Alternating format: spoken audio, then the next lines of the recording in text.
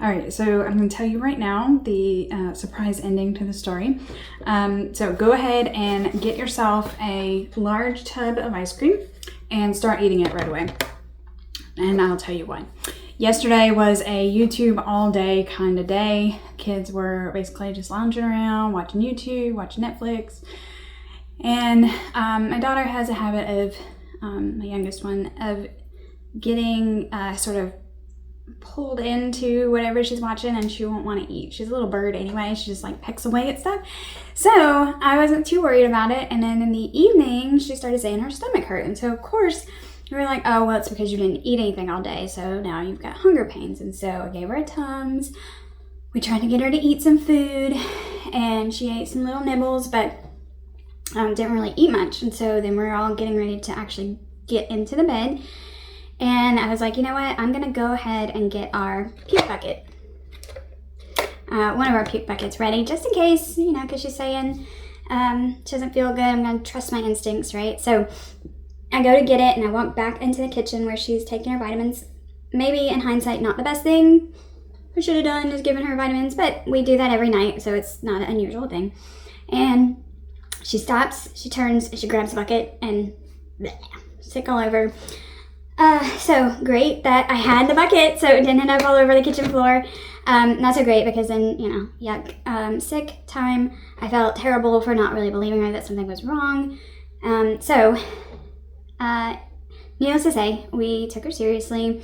And when my littles are sick like that, I tend to lay with them at night, whether it's in their bed or next to their bed, just so they have somebody with them. They're not quite of the age where I want to build a little nest in the bathroom for them and leave them alone. I'm still want to be there to watch over them and hold their hair and their hand and all that good stuff.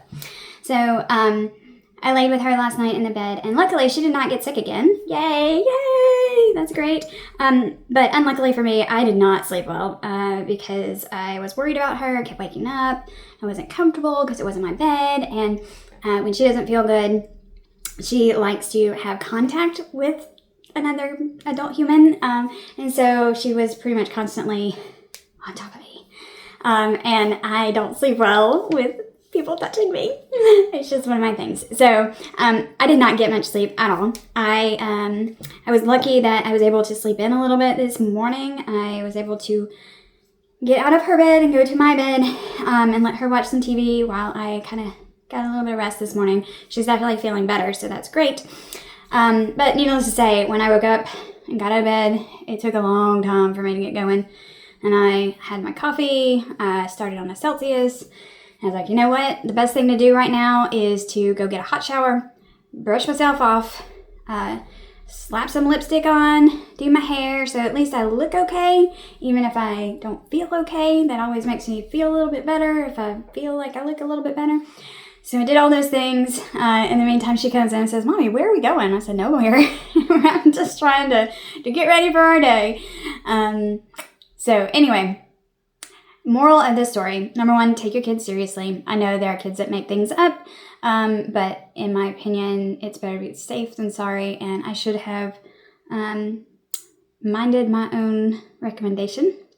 And then, secondly, these puke buckets are great. This is my little, like, Debugging Life, right?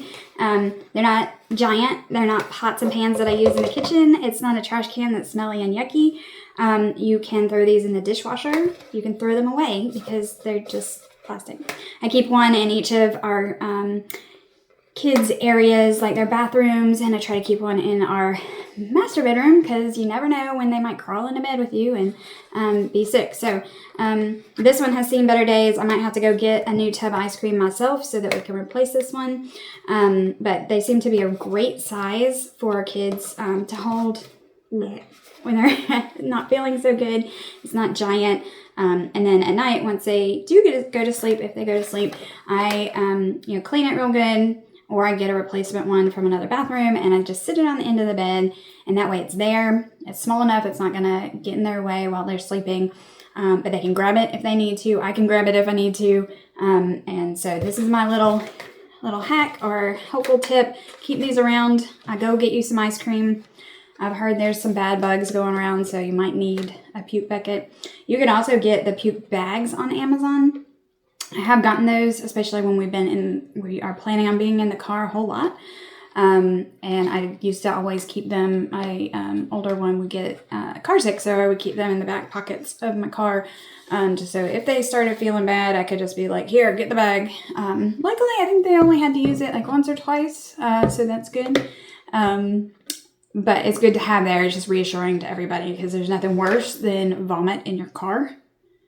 I don't even know how you get that out. Like, I really don't. I've had it happen a couple times, and boy, it stinks for a long time. So you don't want that. These are also portable. You can take them with you to the pediatrician's office. Carry them like this and with you.